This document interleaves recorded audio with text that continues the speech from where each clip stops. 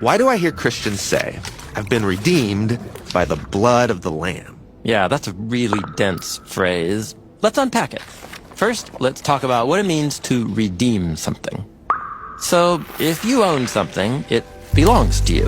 Right. But things can get lost or stolen, and then somebody else ends up possessing what is rightfully yours. So I should go get it back. And you could do that in a few ways. You could show some sort of proof of ownership. Or you might need to purchase it back. Or you could just demand it back. However it happens, that transfer back to you as the rightful owner, that's what the Bible calls redemption. Okay. But what does it mean for a person to be redeemed? Yeah, so imagine you lived in ancient Bible times and you ran out of money.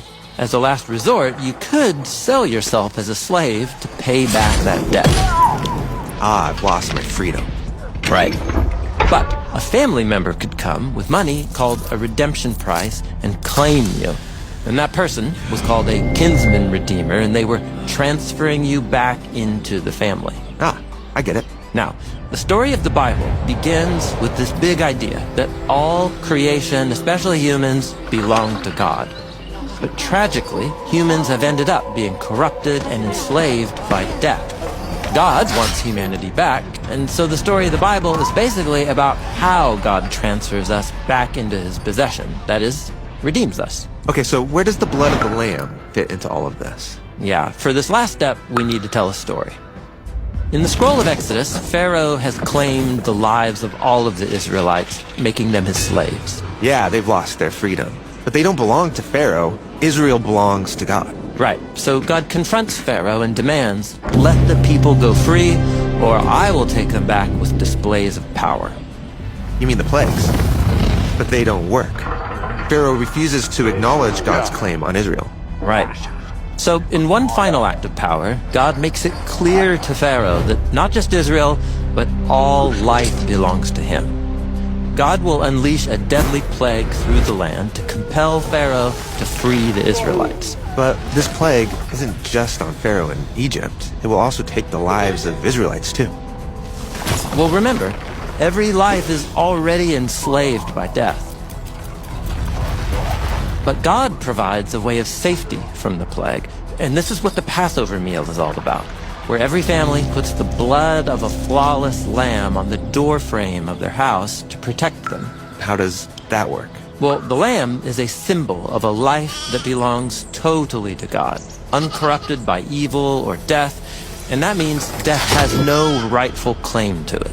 And its blood? Well, the blood is a symbol of its flawless life that has been surrendered over to death. But wait, you said death has no claim over the life of this lamb. So why does it die? Yes, exactly. It's not fair. But because it surrendered its life, it can, so to speak, give its life power for others, to open up a way back to life with God. Okay, so to go back in is like being in the house that is covered by the blood of the lamb, protected from death, belonging to God. Yes. So on the night of Passover, God liberates people from death. And the next day, Pharaoh releases his claim on Israel, and so God also liberates them from slavery. And both liberations are central to what redemption means in the rest of the Bible. Okay, now, God redeemed Israel for a larger purpose, right? Yeah, so they could be God's partners and represent his character to the nations.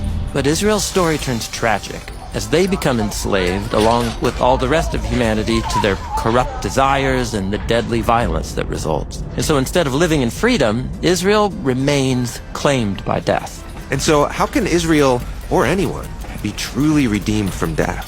Yeah, that is the question that brings us to the story of Jesus. So Jesus went around announcing the arrival of God's redemption. He led a life fully dedicated to loving God and loving others, freeing them from sickness and from death. Then Jesus went to Jerusalem on Passover weekend to confront the power of death itself, and the city leaders decide to kill him. But he was blameless. Those leaders have no right to claim his life. Right, it wasn't fair. But in an act of generous love, he surrendered his life for others. And when Jesus was raised from the dead, it all became clear. Jesus is God's ultimate counterclaim against death. And the life of Jesus, represented by his blood, is a covering for anyone who takes refuge in him.